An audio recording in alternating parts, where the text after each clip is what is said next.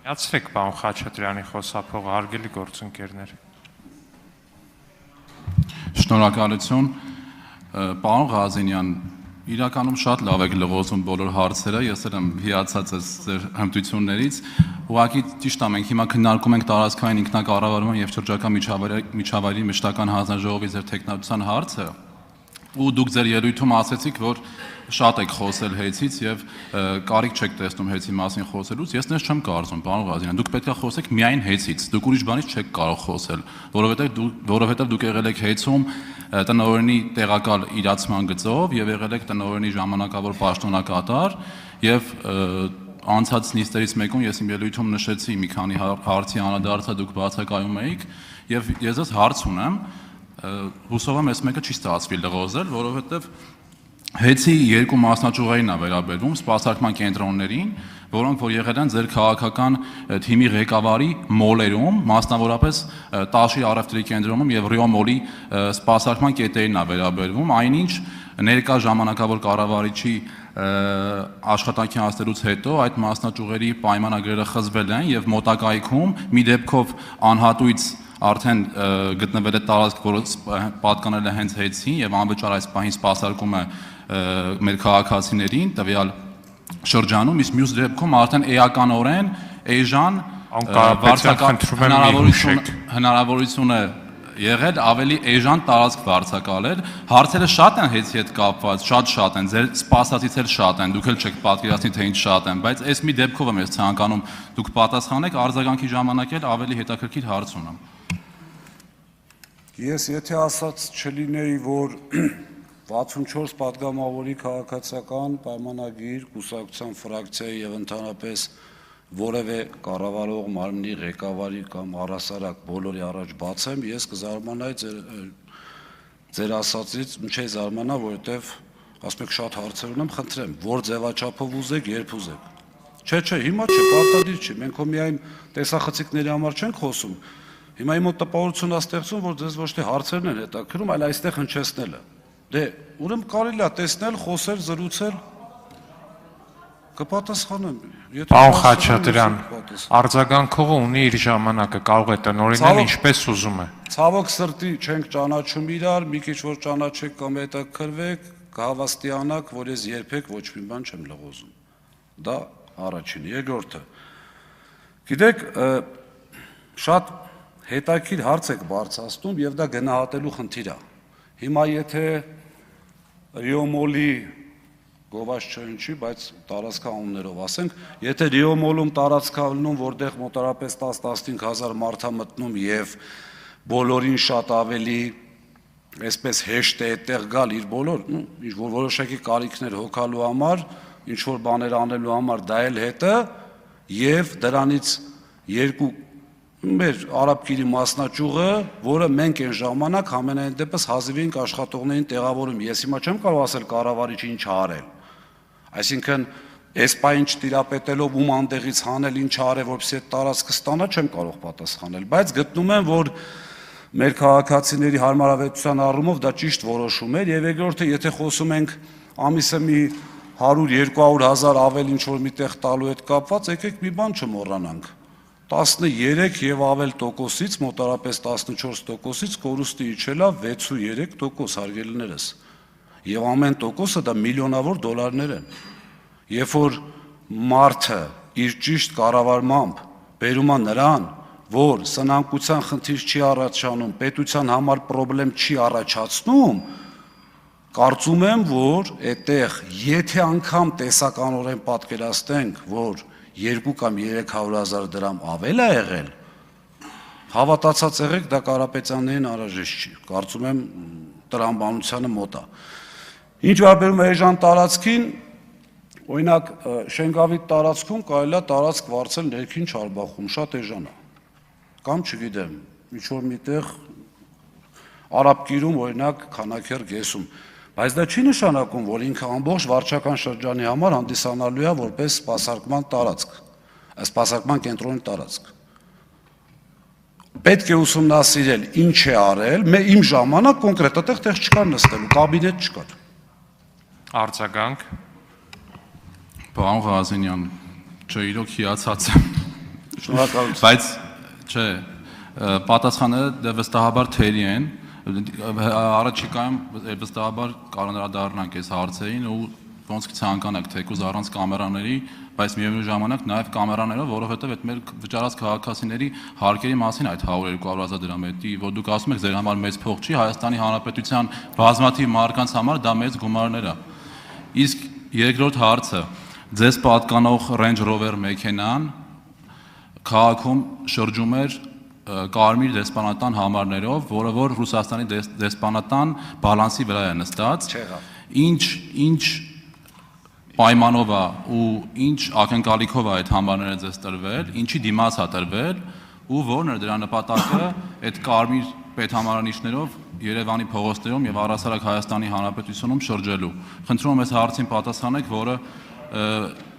Եվրոինտեգրումը ընտրած ուժի համար շատ հետաքրքիր է մեր քաղաքացիները լսեն, թե ինչ կապակցվածություն կա Ռուսաստանի դեսպանատան եւ ձեր Շատ հետաքրքիր հարց է, չեմ էլ ուզում ընդհատեմ, բայց ժամանակ արձագանք, պարոն Ղազարյան։ 18 թվականից սկսած ես ինձ բռնացրել եմ այն մտքի վրա, որ զարմանում եմ, թե ինչի եմ զարմանում։ Բայց հա, համաձայն եմ, դուք էլ կարաք։ Հիմա շատ այսպես դարակազմիկ բան եմ ասելու։ Ցավոք սրտի այդ համարները չի եղել Ռուսաստանի Դաշնության։ Այդ համարները եղել է Լատվիայի պատվո հյուպատոսության համարներ։ Դրա համար էլ Եվրոինտեգրում են դրել։ Մեքենան չի եղել իմ սեփականություն, մի րոպե Ժողովուրդ ջան կներեք։ Մեքենան չի եղել իմ սեփականությունը, մեքենան եղել է Լատվիայի հյուպատոսության սեփականությունը, եղել է հյուպատոսի սեփականությունը եւ պարոն Խաչատրյան, Հայաստանում, Երևանում, այդ թվում նաեւ մեր ֆրակցիայում, ես եղել է դեպքեր, որ Սուքիասյան Հայկի մեքենան մի ամսով վերցրել եմ տարբեր պատճառներով։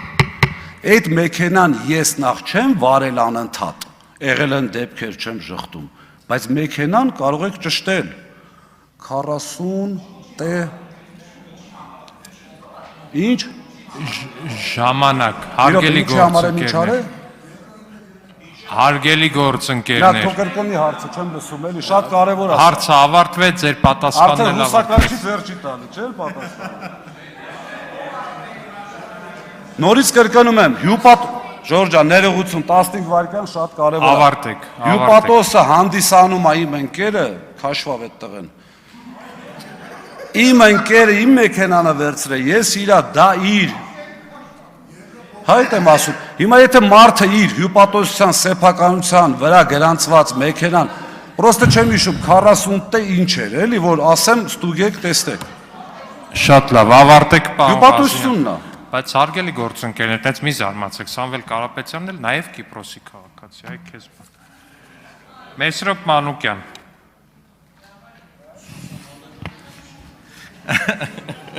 Շնորհակալություն։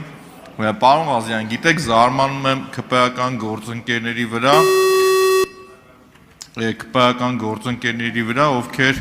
ձեր խոսույթը, որ ասում եք չեմ խնդրելու, չեմ պահանջելու կամ այդ որ ինձ ընտրեք, մի հատ խորհուրդ կտամ երեկվա ելույթը պարոն Հարությունյանի լսել, երբ որ պարոն Հարությունյանն ասում է չանցակ։ Այսինքն այս պարագայում, երբ որ ձեր մյուս գործընկերը ներկայացնում էր, խնդրում ասում էր, հայցում եմ նաև որ լիներ, այդ պարագայում վերջում ասում է չանցակ։ Մի դուք ինչ պատասխան եք ակնկալում պարոն Ղազարյանից, բայց իմ հարցը էլեկտրոէներգիայի սակագնին է վերաբերվում։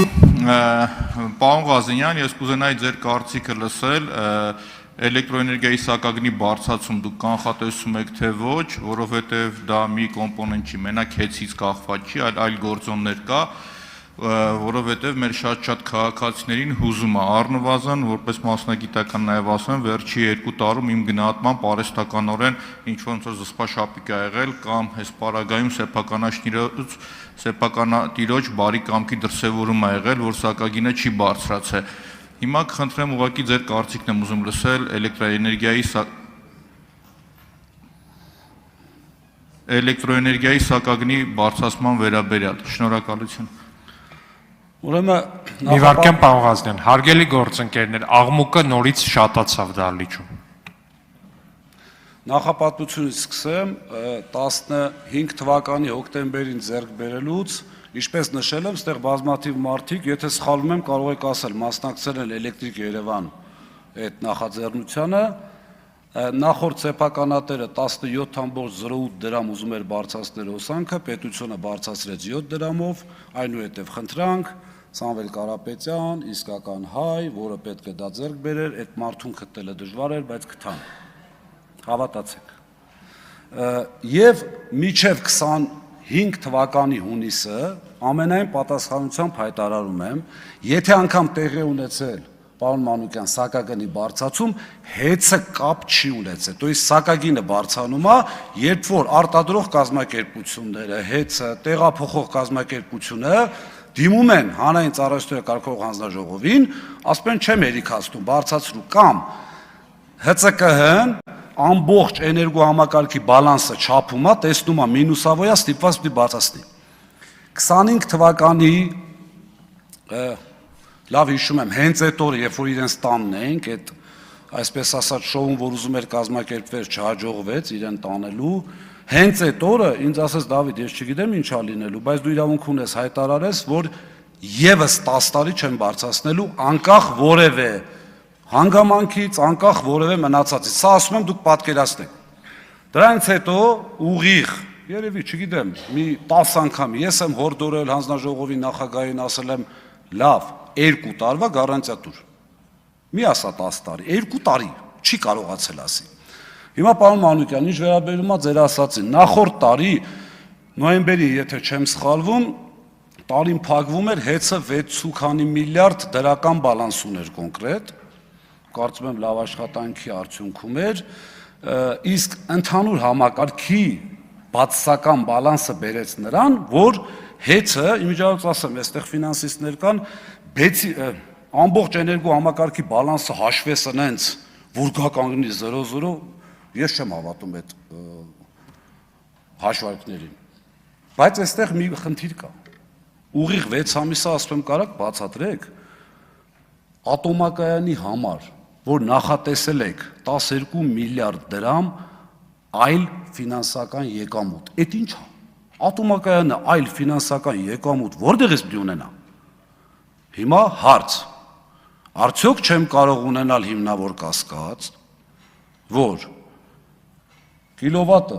սակագինը պետքա թանկանար, 12 միլիարդ ինչ որ ձևով, ինչ որ տեղից դրել են ատոմակայանին այլ ֆինանսական եկամուտ, որպեսզի զսպեն։ Գիտեք ինչի համար։ Նախընտրական տարի էր։ Հիմա այս ամբողջը համադրելով ուղղակի հիմա որ համակարգի մեջ չեմ Պարոն Ղազարյան, թողեք արձագանքի, պարոն Մանուկյանը կշարունակեք, արձագանք։ Պարոն Ղազարյան, խնդրում եմ շարունակեք ձեր միտքը ու ձեր կանխատեսումը, որովհետև իմ կանխատեսմամբ, եթե չլինի պետության ֆինանսավորում կամ լրացուցիչ գումարի տրամադրում, սակագնի բարձրացման մեզ սպասվում։ Ձեր միտքը ամբողջականացրեք, խնդրում եմ։ Ես համակարծիք եմ ձեզ հետ, հաշվի առնելով նախորդած իմ ասածը, որ եթե ասում եմ հաստատ, դիմացը չեմ դնելու քաղաքական գնահատական, որովհետև դրան դեմ եմ, հետևից ինչ ուզեմ ասեմ, բայց համենայն դեպս կարող եմ ունենալ հիմնավոր կասկած, որ էներգետիկայի ոլորտում եղած խնդիրները, այդ թվում այս պարագայում, այս անգամ արդեն հեծի դիմումով, այո, բարձրանալու է սակագինը, պատճառները բազմաթիվ են, ես ցանկանում եմ ձեզ հորդորել, հարգելի ԿՊ ֆրակցիայի падգամավորներ, եկեք իրար հետ աշխատենք կոնստրուկտիվ, իշահ մեր ժողովրդի։ Ես ինչի համար եմ ասում, որովհետև երբ որ մեր ժամանակ ոչ մեր, այսպես ասած, մեղքով հոսանք էր անջատվում, բոլորը շատ ակտիվ էիք, անգամ օրենք էիք փոխում։ Հիմա ամբողջական մարզեր են անջատվում, տարածքներ, երեք ասում էին կառավարչի Հայրենի Աբովյանում 24 ժամ լույս չի եղել։ Այդքան բան։ Արփիդավը, պարոն Եղոյան, Արփիդավը։ Կասեմ։ Շնորհակալություն, պարոն Ղազարյան, քանի որ